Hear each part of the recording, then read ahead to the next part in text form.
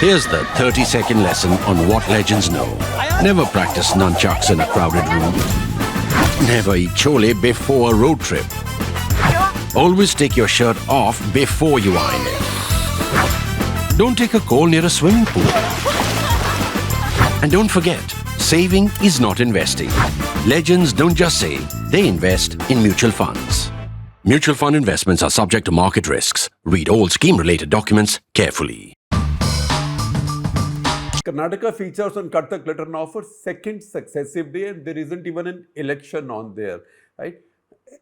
The first one, episode 1482, of which I will again share a link with you, that was about allegations of scams against the chief minister and also against a minister in his cabinet who was resigned. That said, what's happened today has taken precedence over all the homework I might have done over something else. I thought this was a good day for me to talk about Pakistan because of all the changes that have taken place, the fact that Imran Khan and his wife have been acquitted in all the cases against them, and now the ruling party or the ruling groups, the ruling coalition, backed by the establishment and the army, are talking about banning Imran Khan's party altogether. I thought that was a significant enough story, and I like to talk about Pakistan every once in a while, but Chief Minister Siddaramaiah of Karnataka has put paid to all my hopes and all my plans by coming up with a real surprise, and this surprise is a law.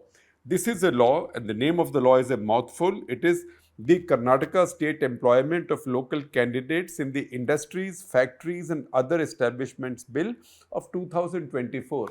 It is a very short law. It's just about 4 pages like this. Looks like it's been written in a hurry. Reads like it's been written by somebody who can't even write 3 proper tweets. In fact, not even a proper Twitter thread. So I can sense Indian civil services are very smart. They know how to draft laws. The haste in which this seems to have been done indicates something else, which is a matter of opinion or interpretation, to which I will come later. Now, a word of caution. Just as we've started recording this, there is a tweet by Chief Minister Siddaramaiah saying that he's putting this law temporarily on hold. He's not withdrawing it, temporarily on hold. I'll be tempted to say this is dead on arrival, but we can never be so sure. That's why we should talk about it and keep the pressure on. However, it may have already achieved one purpose for him, which is changing the headlines. Everybody is learning from Modi government to change the headlines. Headlines so far were about these allegations of scams against him and his government. And suddenly, the whole country is talking about this noxious bill. I warned you, there will be a bit of opinion in this episode. Remember, this is not an act as yet. This is a bill. This is a bill cleared by the cabinet. It hasn't yet been moved even in the state assembly. So even after it's moved in the assembly, it's voted, chances are bad laws like this easily get unanimous approval, because who wants to oppose something like this? Who wants to stand against quote unquote Kannadiga interest, right? BJP will also vote in favor of it. Everybody will vote in favor of it, and chances are that the governor will endorse it, sign up on it, and the president will also clear it, leaving it for the courts then to deal with it. And judicial precedent is something that we will talk about as we go along. But remember, this is not something that has happened as yet. This is still a draft law. This is now buzzing all over in our public space, public debate, on all your TV channels, because this effectively reserves 50% of all managerial jobs in all private employment, private organizations in Karnataka state for locals. Then it goes ahead to define a local in a slightly complex way, right? In non-managerial jobs, the law mandates that 70% of all jobs will be limited only to locals. So I will tell you with the reading of the law what they mean by who is a local, what's a managerial job, what's a non-managerial job, and if these restrictions are to be put in, how will they ensure that this new law is being followed, and what will happen if somebody violates the law. But before I go there into that detail, I will tell you the 3 tests that this law will fail. But since this is opinion, I will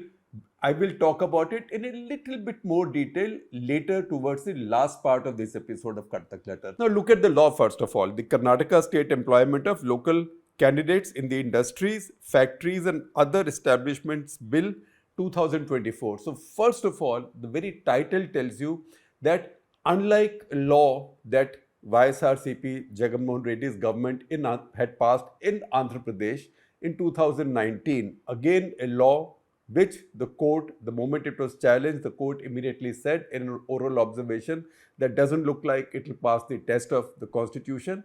But that limited those reservations, or at least the idea of those reservations, to factories, industries of a certain kind. The way this is drafted, this looks like everything. Similarly, Haryana government had also come up with a law like this in 2020. That law was called Haryana State Employment of Local Candidates Act 2020.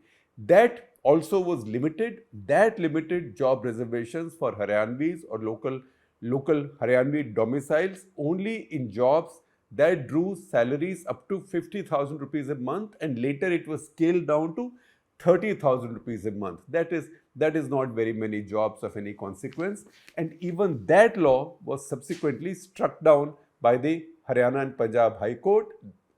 Haryana government is going to challenge that striking down by Haryana and Punjab High Court in the Supreme Court, and that case is pending there.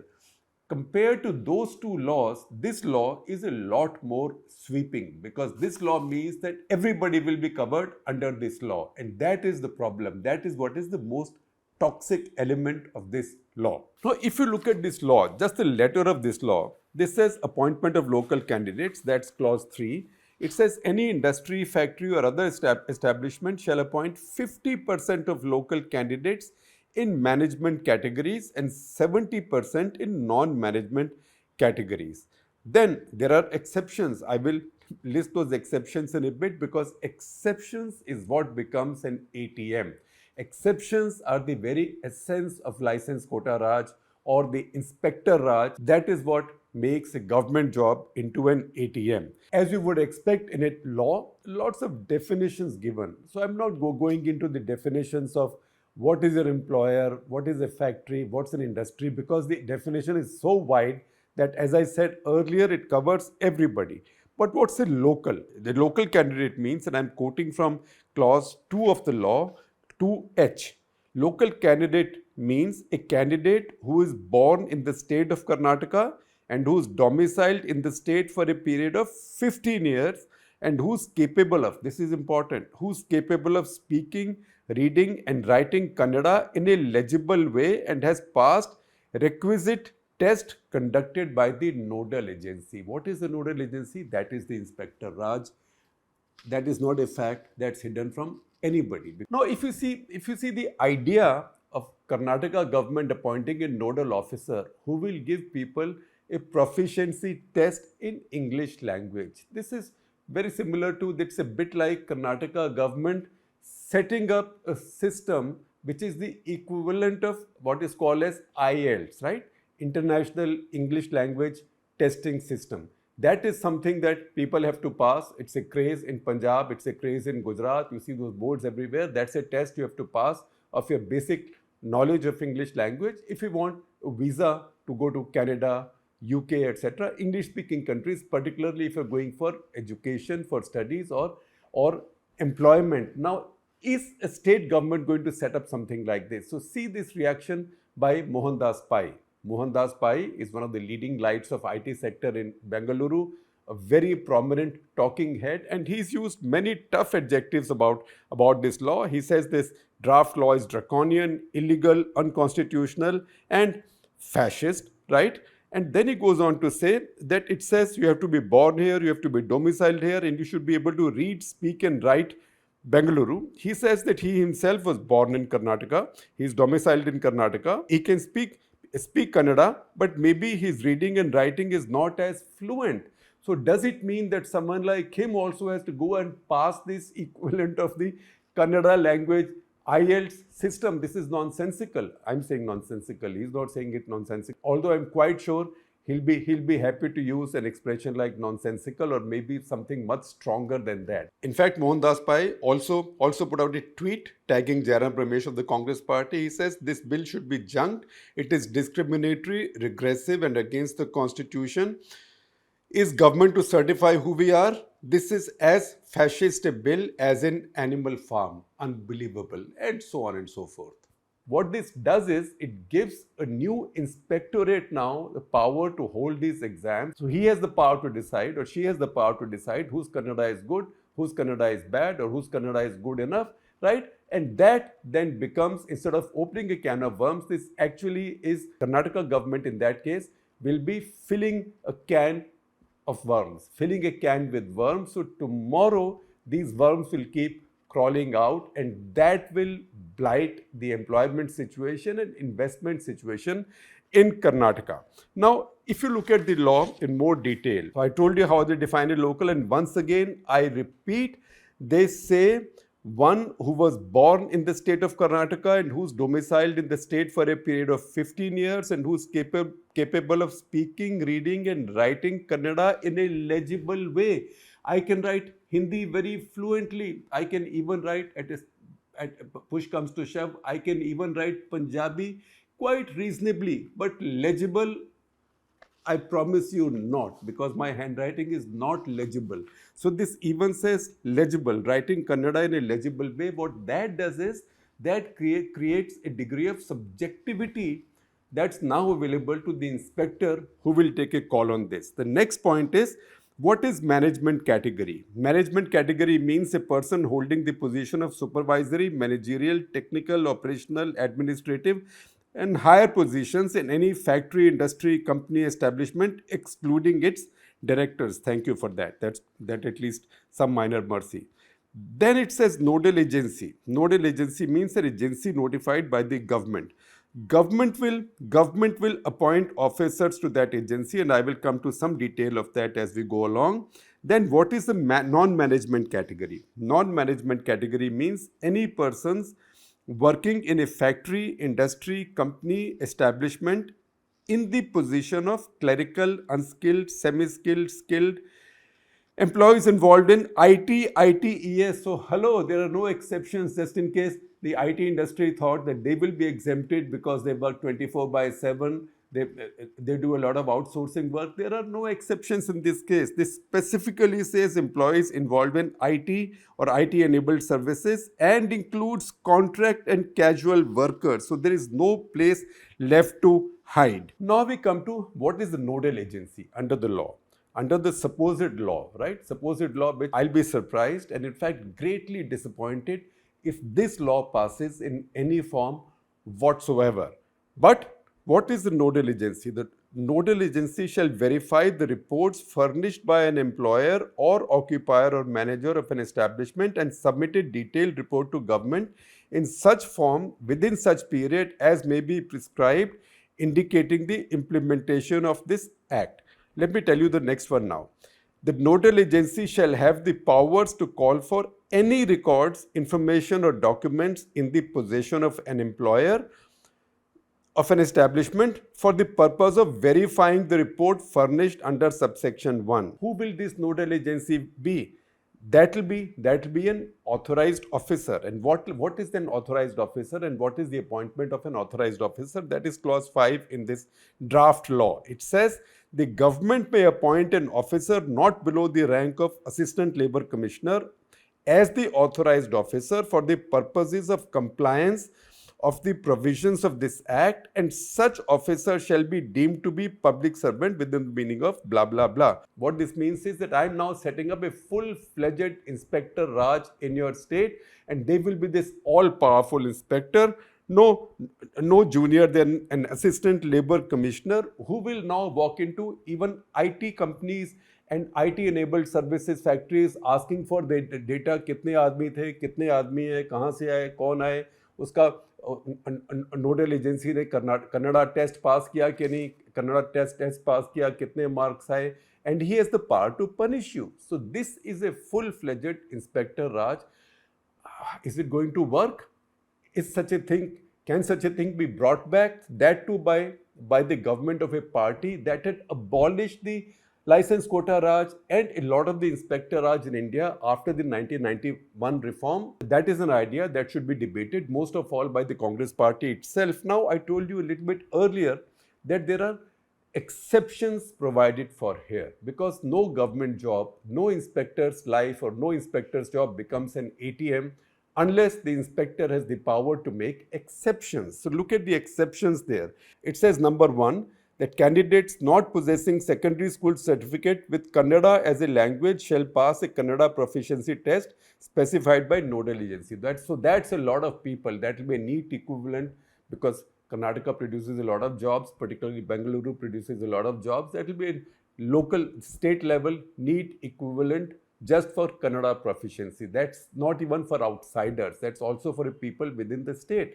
Mohandas Pai, for example, says, what about a lot of the Muslim population who educate themselves or who go to schools that educate them in Urdu? So why is the Congress party victimizing its own voter base? That's what Mohandas Pai says.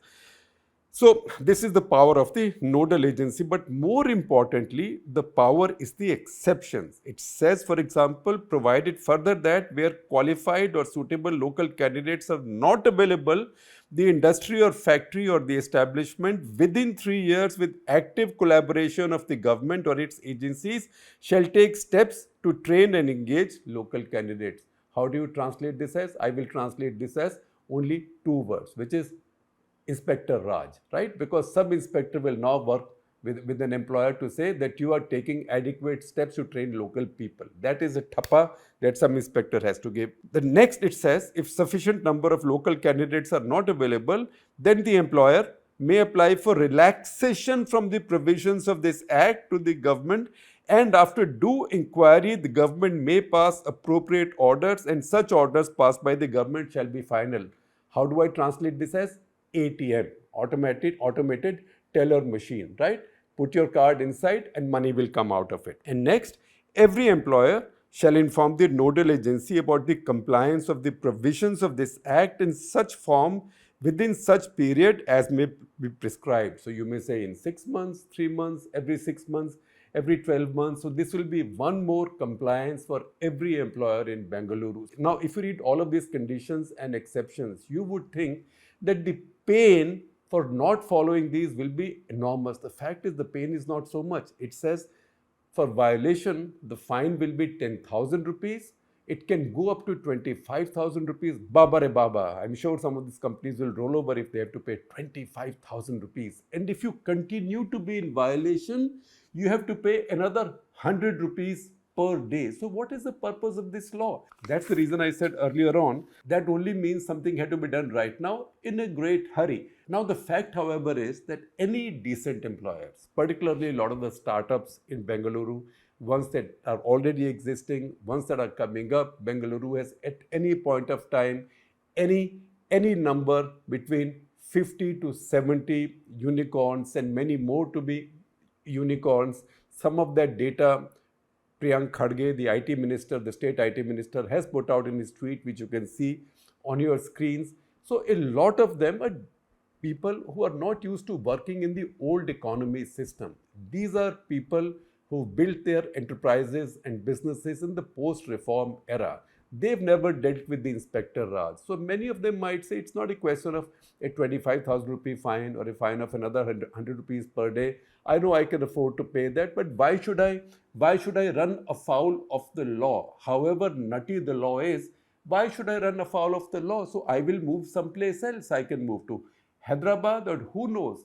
People who are smiling most of all at this point, looking at this law and even over the discussion of this law, are Chandrababu Naidu and his son Nara Lokesh, because they are setting up new establishments, a new city in Andhra Pradesh, and they want to build it around IT industries. So they would like more and more of this enterprise, these entrepreneurs now, to move from Bengaluru to their state, or Hyderabad is already ready. That is the reason I said that this law or this idea fails the test of pragmatism. That's pragmatism.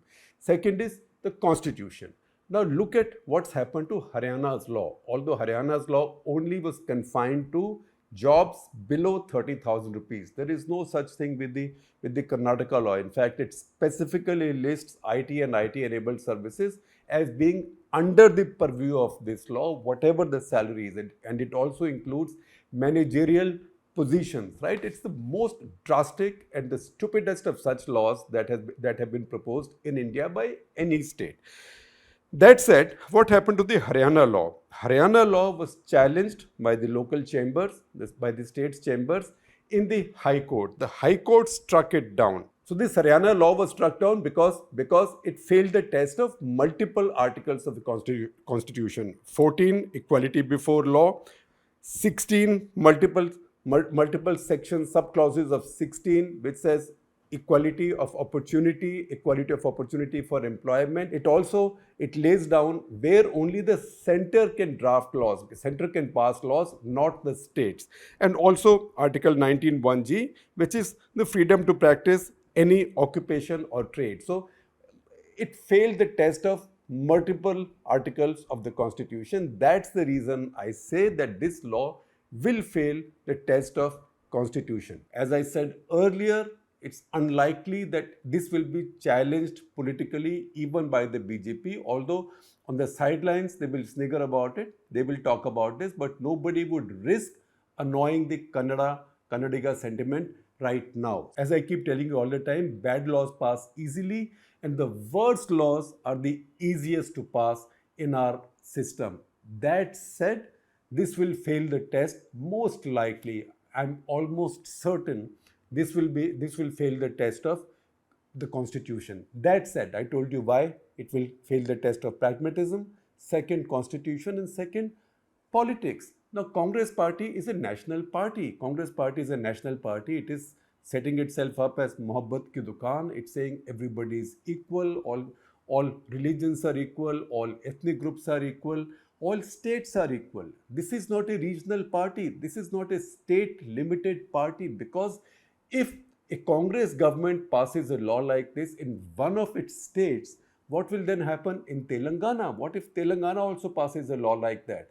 What if there is a demand tomorrow that Himachal passes a law like that? That will then be a contagion, and that will completely knock the bottom out of the Congress party's claim of being a national party. That's how this will fail the test of good politics as well. And as I speak about politics, in conclusion, also see that some sort of a retreat or repair work has started. See this tweet by Priyank Khadge, the IT Minister of Karnataka. I mentioned this earlier. We'll play this tweet again for you on your screen. And he first of all says how successful Karnataka and Bengaluru have been in building this industry and building this IT base. And then he says, as always, we will consult with industry bodies and thought leaders to ensure we foster favorable environment for investments and job creation for locals while addressing the needs of the global workforce. That is a retreat. It's got retreat written all over it, because nobody will say we don't want jobs for Kannadigas, but at the same time, everybody is now talking about having conversations, discussions with all stakeholders. MB Patil, his tweet is translated from Kannada.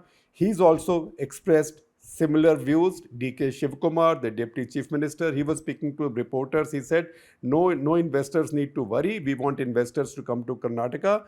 We want them to work in Karnataka. Bengaluru's population has grown to 1.4 crores because of the outsiders coming here to work. We just want to give them scope.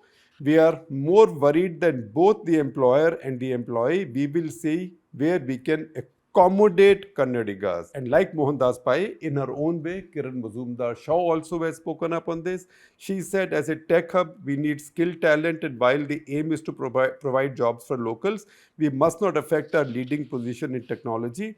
By this move, there must be caveats that exempt highly skilled recruitment from this policy. After she had said that, she had also responded in endorsement to MB Patil's tweets. It looks like a retreat and some repair work are on. However, I would always be wary of really bad popular and populist ideas, because those ones have a habit of sticking on or keep coming back like that proverbial bad penny. So I hope that doesn't happen in this case, because Bengaluru, Karnataka are much too valuable for India.